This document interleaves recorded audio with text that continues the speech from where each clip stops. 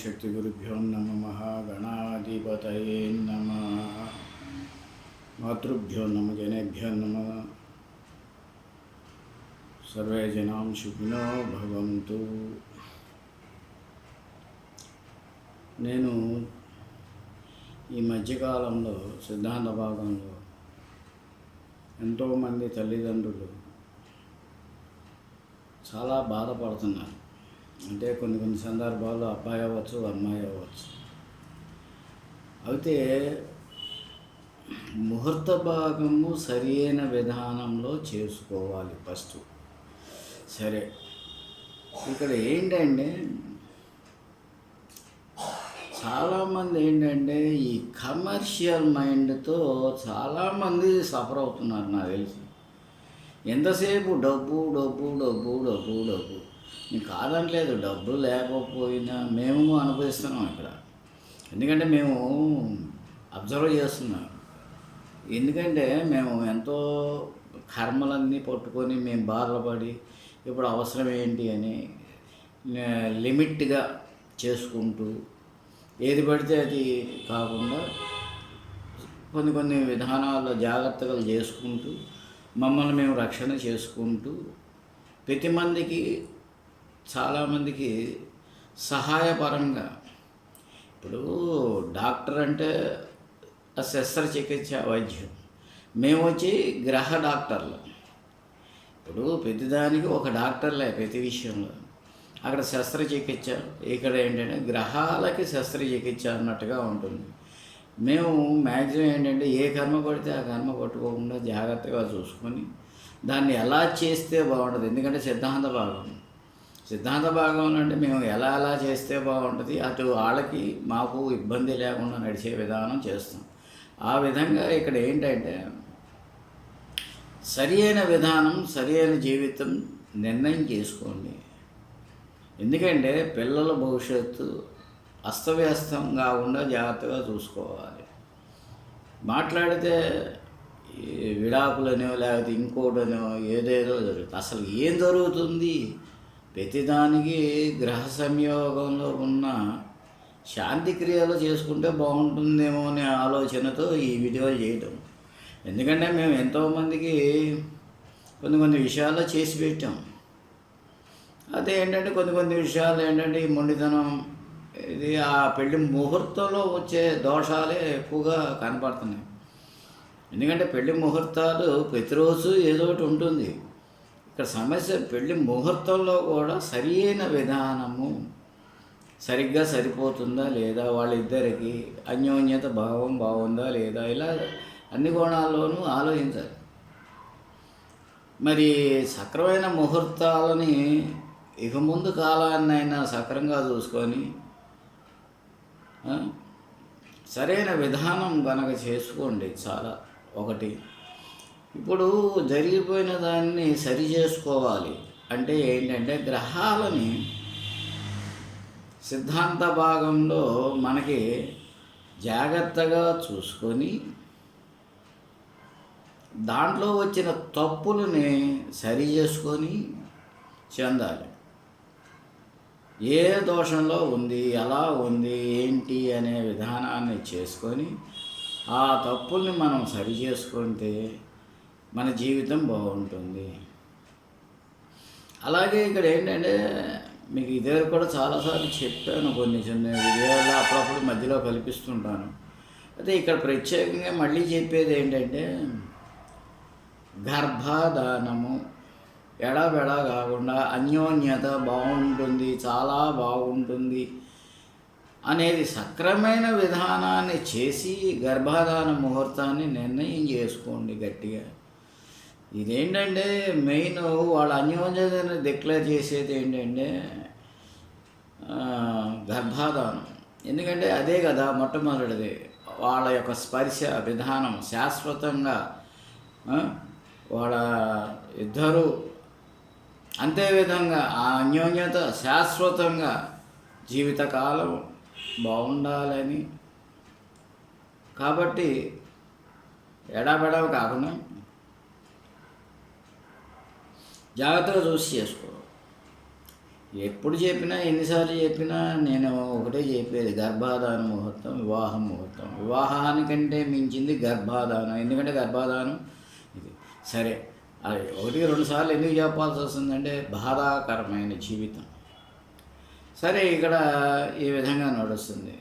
ఎప్పుడైనా సరే శాంతి క్రియలు గ్రహాలని చేసుకొని ప్రయత్నం చేయండి.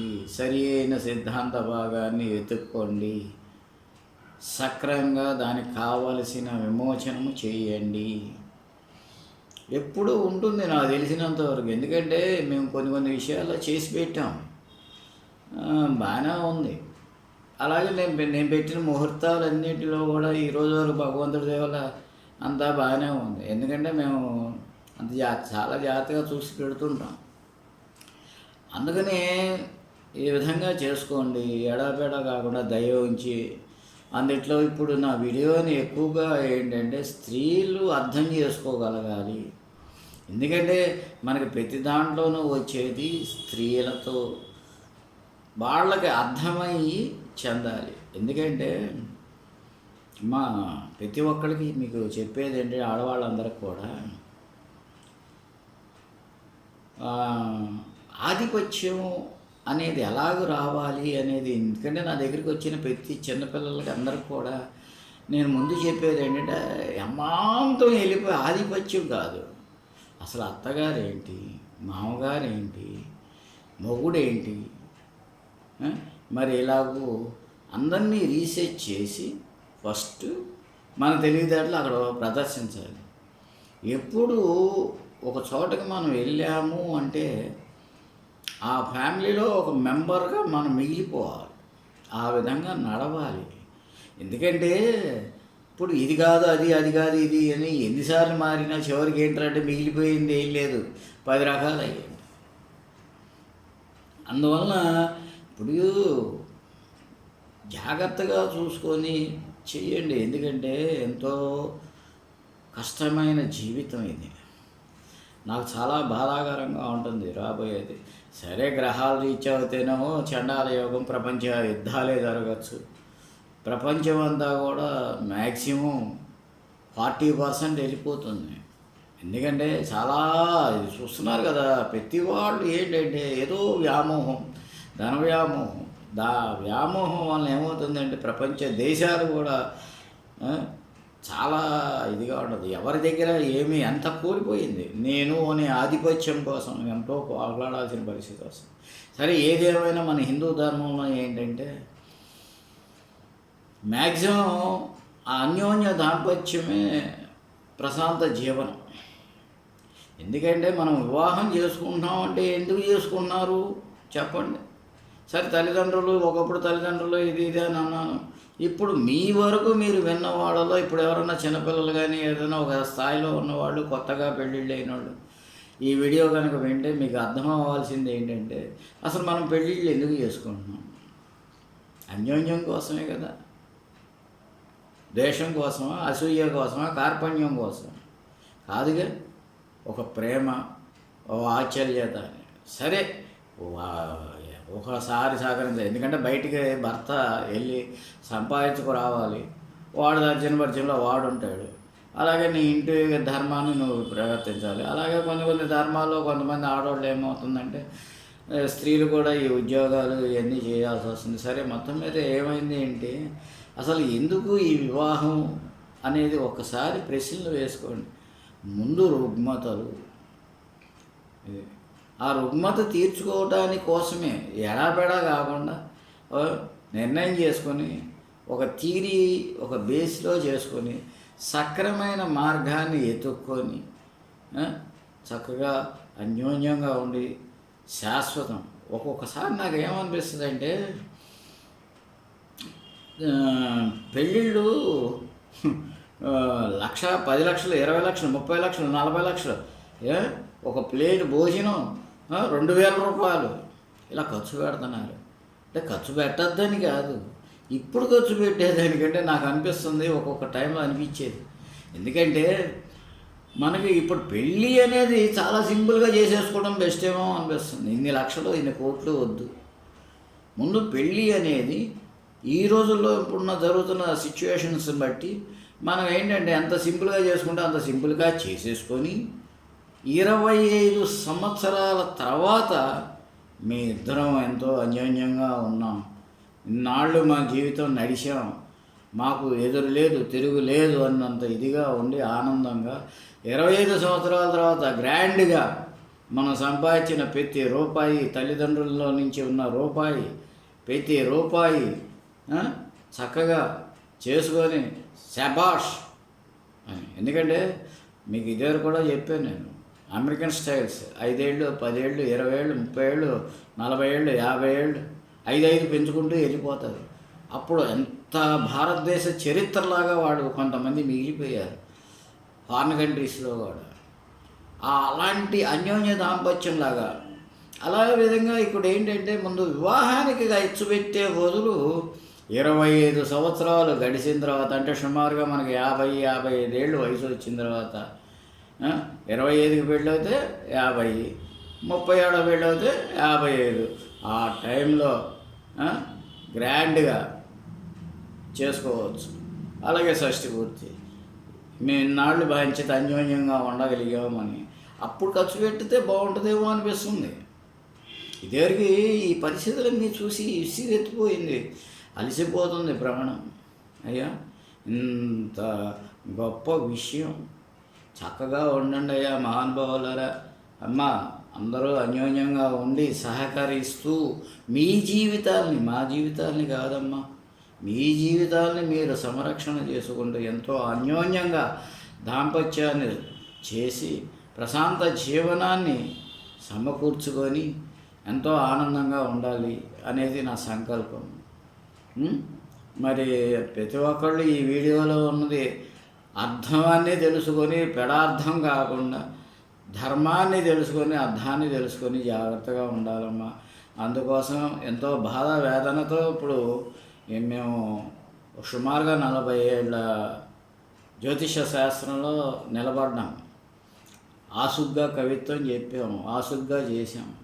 ఎన్నో జీవితాలు ఇలా ఉంటాయి అని చెప్తే ఇలా ఉన్నాయి అనే పరిస్థితి చక్కగా చూసుకొని సరైన ముహూర్త భాగాన్ని, గర్భాధాన ముహూర్తాన్ని కూడా చాలా జాగ్రత్తగా చూసుకొని చేయండి. మీ నక్షత్రాలకు సూటబుల్గా ఉండే విధానాలను చూసుకోండి. ఎడాబెడగండి. కర్మే, నేను కాదంట్లో ఎంత చేసినా చివరికి మనం ఏ కర్మ అయితే అనుభవించాలో ఆ కర్మ అనుభవించాలి. అది ప్రతి మనిషికి ఉన్నదే, జీవితం మనం ఏం చేయలేం. ఇది అలాగనమాట. ఎందుకంటే అమ్మా చాలా అదృష్టం ఒక తీరి. కాబట్టి ప్రతి ఒక్కరూ అర్థం చేసుకొని పెడార్థాలకు పోకుండా చక్కగా మమ్మల్ని నా యొక్క మాట విధానాన్ని అర్థం చేసుకొని ముందు స్త్రీలు, ఎందుకంటే పెద్దలు ఏం చెప్పారంటే, అరే అమ్మా భర్తని కొంగుకు మూడేసుకోవాలమ్మా అని పూర్వం మా చిన్నప్పుడు అనేవాడు. భర్తని కొంగుకు మూడేసుకోవడం అంటే బానిస బతుకు కాదు. బానిసలాగానో లేదే అదేదో సరైనోడు సినిమాలో అదేదో వెనకాల కొంగు కొట్టుకొని ఆ టైపు కాదు. అది అన్యోన్య దాంపత్యాన్ని అనుభవించేలాగా. ఎందుకంటే మన భార్యాభర్తల్లో సంసారం ఎలా ఉండాలి అంటే ఆ ఇద్దరు యొక్క అన్యోన్యత వలన పరాయి స్త్రీని కూడా, ఎంత అందగత్తైనా కూడా పరాయి స్త్రీని కన్నెత్తి చూడకుండా ఉండే ఆ అన్యోన్య దాంపత్యము ఎంతో ఇది. అందుకనే సహజంగా ఏంటంటే వయసులో ఉన్నప్పుడు నిత్య సంసారం చేయాలి. ఎందుకంటే ఎలా ఉంటుందంటే కుక్కల లాంటి జీవితం అన్నట్టుగా ఉంటుంది అనకూడదు. కానీ ఇక్కడ ఏంటంటే పక్క కుక్కని అలా చూస్తూ ఉండాలి అన్నట్టుగా ఉంటుంది ఇదంతా. కానీ ఇక్కడ సమస్య అది కాదు. అది కూడా చూడకుండా నీ కొంగు అంటే నీ చుట్టూ తిరగాలి నా భార్యే అన్నంత ఇది, అంటే అంత సంసారం చక్కగా చేసి అది ఎలా ఉండాలంటే పసిపిల్లోడిని చూసినట్టుగా చూడాలి అసలు లెక్క. ఎందుకంటే కార్యేషు మంత్రి శయనేషు రంభ భూజ్యేషు మాత, ఇవన్నీ ఏంటి? శయనేషు రంభ. ఈ విధంగా పడుకున్నప్పుడు ఆ సంసార విధానాలు. భోజ్యేషు మాత అంటే అన్నం పెట్టేటప్పుడు ఎలా ఉంటుందంటే తల్లిని మరిపించాలి. ఎప్పుడు ఉండదు, ముసలిది అయిపోయిన తర్వాత మళ్ళీ నువ్వే కదా దిక్కు భారీగా భర్తకి. మరి నువ్వు ఆ భోజనం ఆడమ్మ పెట్టినట్టుగా, అంటే ఆడమ్మ ఎలా చేస్తుంది, ఏ రుచిగా చూస్తే ఈడు ఎలా ఇదయ్యాడు అనే టైప్లో చూసి మనము ఆ ఇంట్లో ఇమిడిపోవాలి. అలాగే ఇక్కడ మీ ఇద్దరు కూడా ఎంతో సంసార జీవితంలో మైమరిచిపోవాలి. సంసారము చెప్తుండేది మైమరిచిపోవాలి. ఇంక పొరపాటును కూడా పరాయి స్త్రీని చూడని అంత అన్యోన్యతని మనం ప్రకటిస్తేనే మగ ఎద్దు వింటుంది. ఆవు దగ్గరే ఉండాలి ఎద్దు, అది. అంతేగాని ఆవుని ఇడిచి ఇంకో ఆవు దగ్గరికి వెళ్ళకూడదుగా. అది మగ ఎద్దు మళ్ళీ ఇక్కడే ఉండాలి అన్నట్టు ఉండాలి. అది జంతువులు అంటే అది వేరే సబ్జెక్టు. కాకపోతే ఇక్కడ ఏంటంటే మనుషులం కాబట్టి నిన్ను వదిలిపెట్టి వెళ్ళకుండా నిన్ను నువ్వు కాపాడుకోవాలి భర్తని. ఈ మాటలు కొద్దిగా ఇబ్బంది అనన్నా ఒక డాక్టరు సైన్స్ లాగా భావన చేసుకొని చెందాలి. ఒక డాక్టర్ గారు చెబుతున్నారు అని అనుకోవాలి. అంతేగాని ఏదో మాటలు పెడసరి మాటలతో మనకి జీవితాలు వెళ్ళవు. కాబట్టి చక్కగా అన్యోన్య దాంపత్యాన్ని ప్రకటించుకొని పరాయి స్త్రీ కూడా వంక కూడా నీ భర్తని చూడకుండా మైమరిచారు. ఎందుకంటే ఇష్టం లేకుండా లేదుగా, పెళ్లి చూపులు జరుగుతున్నాయి, ఇష్టపడుతున్నాం, ఇక డబ్బు వాతావరణం అనేది అదో సబ్జెక్టు, నేను కాదంట్లా. కానీ ఏదో ఇష్టపడ్డా చివరికి సర్లే కానీ అని. కానీ ఆ ఆప్యాయతని మైమరిపించుకోవాలి. ఇక అందం అనే ప్రసక్తి కాదు, చక్కటి అన్యోన్యత, దాన్ని అన్యోన్యత అంటారమ్మ. ఆ అన్యోన్యతని అనుభవించే విధానంలాగా ప్రతి ఒక్క స్త్రీ పురుషుడిని అలా చేసుకోవాలి. అలా చేసుకుంటేనే విధానం నడుస్తుంది. కాబట్టి ప్రతి ఒక్కరూ మీరు ఆలోచించాల్సిన పరిస్థితి ఏంటంటే ఆ విధంగా ఉంటుంది.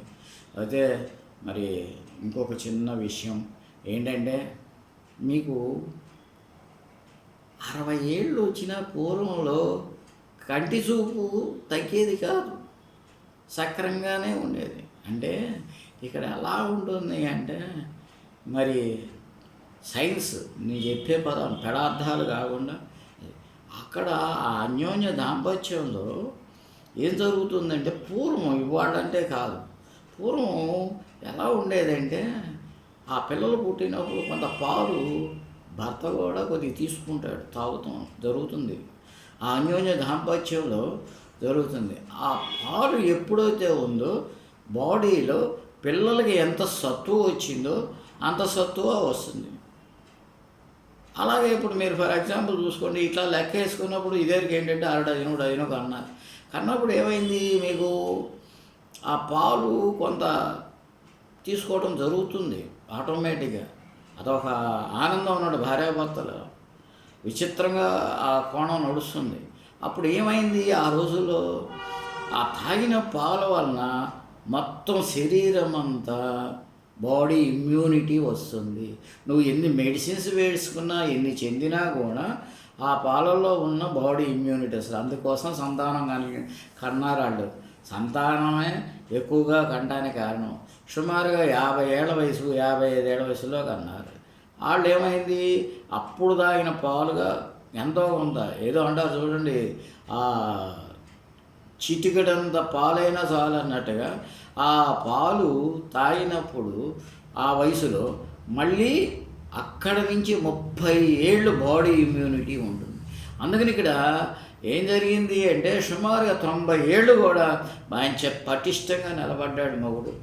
చావు లేదు, యోగం లేదు, ఎట్ట వాంచే ఇనప ఇదిలా ఉన్నాడు వాడు, ఇనప మొక్కే వాడు. మరి అంత ఇనప మొక్కలో ఉండి చేశారు. మరి మీ మీ జనరేషన్లో మీ తాత ముత్తాతలను కూడా తీసుకుంటే ఏమో అడిగితే తెలుస్తూనే ఉంటుంది, మీకు తెలిసిన విషయాలు ఇవి. దానికి కారణం ఏంటంటే అన్యోన్య దాంపత్యం వలనమ్మా, ఆ పాలు తాగటం వలన. ఎందుకంటే ఎంత లేదన్నా ఏదో ఒక కోణంలో పాలు తాగటం జరుగుతుంది. అది కొంతమంది టైంలో ఏంటంటే దీంట్లో కొంతమంది హోమియోలోకి వచ్చినప్పుడు క్యాల్కేరియాఫాస్ 12x అని చెప్పి వాడుతారు. పిల్లలకి పాలు లేవు అనుకున్నప్పుడు, పాలు తగ్గుతున్నాయి అనుకున్నప్పుడు క్యాల్కేరియాఫాస్ 12x అని చెప్పి అది వాడుతున్నప్పుడు విపరీతమైన పాలు వస్తాయి. పిల్లకి ఇటు భర్తకి రెండిట్లోనూ సరిపడా విపరీతమైన పాలు పుడుతూ ఉంటుంది అన్నమాట క్యాల్కేరియాఫాస్ 12x వాడితే. అలాగ పూర్వం ఇలాంటివన్నీ చేశారు, ఆ సీక్రెట్ని అలా ఉంచుకున్నారు. ఇది ఇవాళ నేను సీక్రెట్ మీకు తెలుసా లేదో నాకు తెలియదు, కానీ ఈ విధంగా చేస్తే సంసారమే కాదండి, ఆయుష్ ఆరోగ్యం కూడా ఉంటుంది. కాబట్టి ప్రతి ఒక్కరూ అది అర్థం చేసుకొని సక్రమైన విధానాన్ని ఆలోచించి పెళ్ళికే లక్షల కోట్లు ఖర్చు పెట్టుకోకుండా మ్యాక్సిమం మీ ఇద్దరు ఎంతో బాగున్నాను మేము అని ఇలా మీసం మెలెత్తినా సరే, ఆడది జడ ముడేయటం అంటారు. ఆడది ఎప్పుడు జడ ముడేసినప్పుడు అది మగతనం అనమాట. జడగా ఉండాలి, ముడేసినప్పుడు దమ్ము అని అంటారు ఆడదాని దగ్గర. పూర్వం లెక్కలు ఇవన్నీ.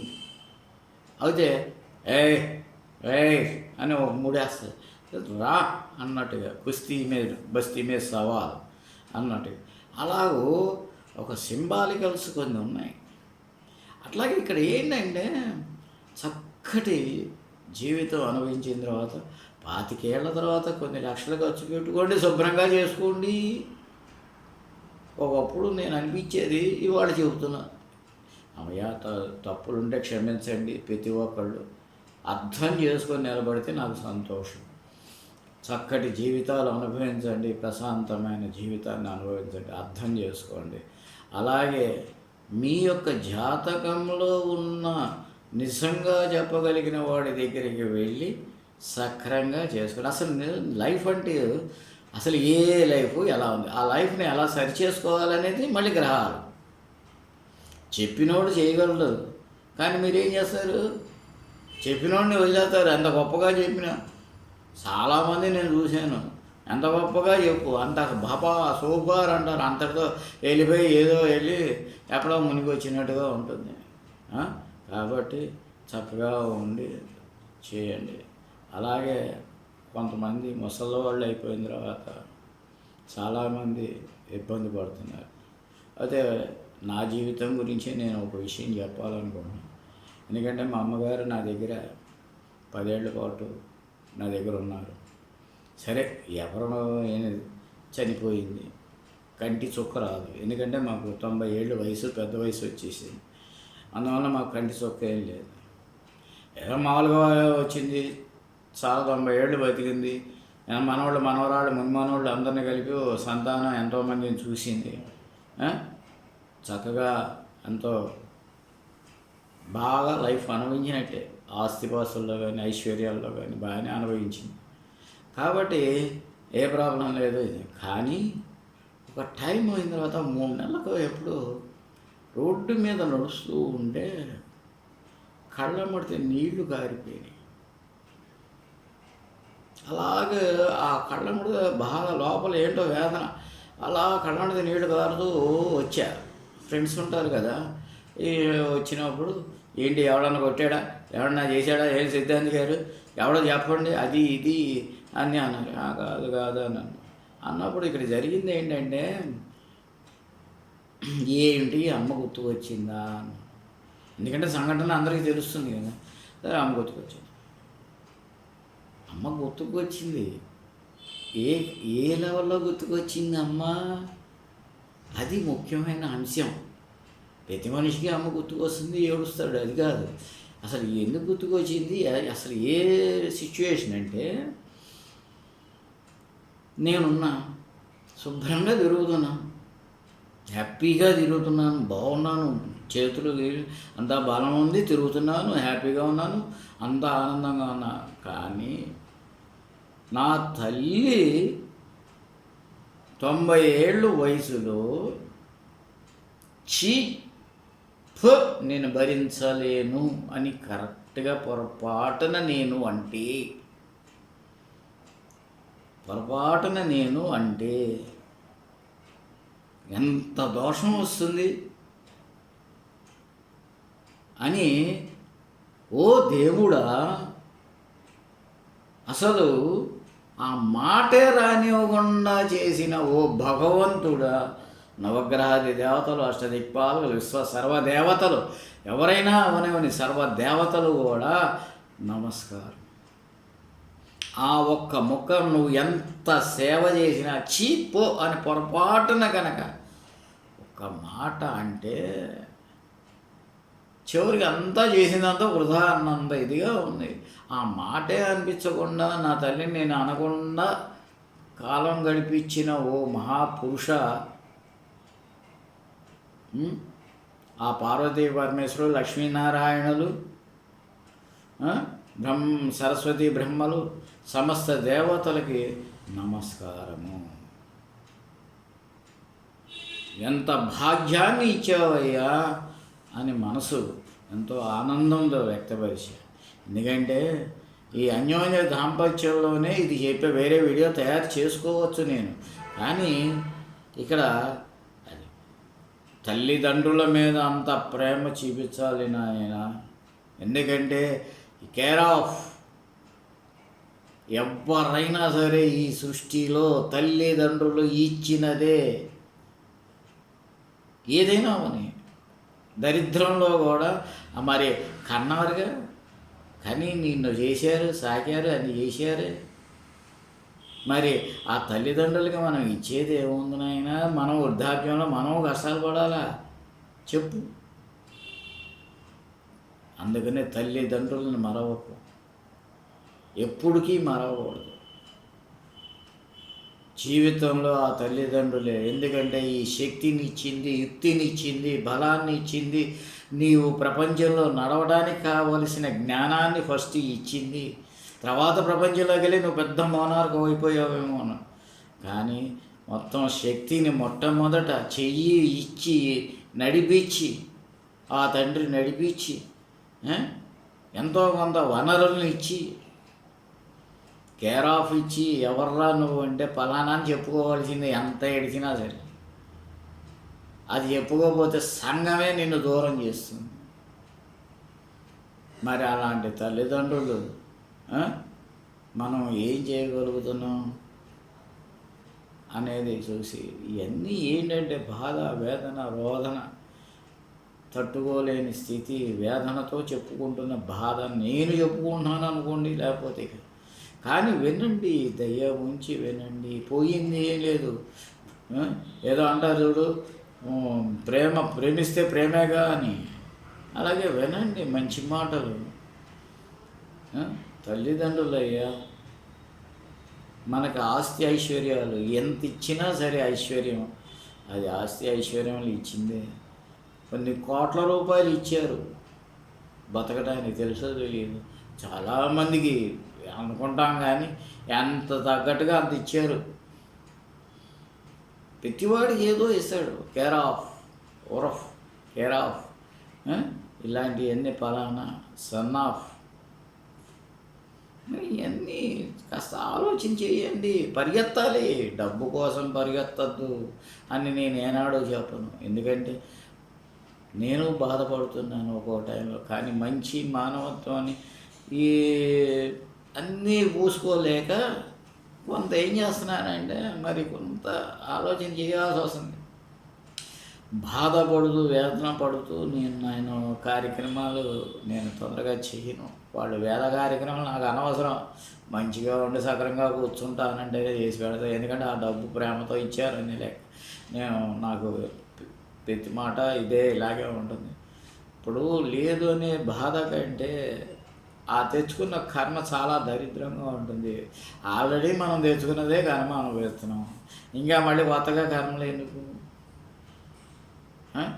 అందుకని చాలా జాగ్రత్తగా ఇప్పుడు వరకు ఏదో దేవుడు మాత్రం అవుతున్నాం. రేపు అనే కార్యక్రమం ఇదే డైలాగ్ కొడతా ప్రతి వాళ్ళ దగ్గర. నేను రేపు అనే మనిషిని నేను కాదు.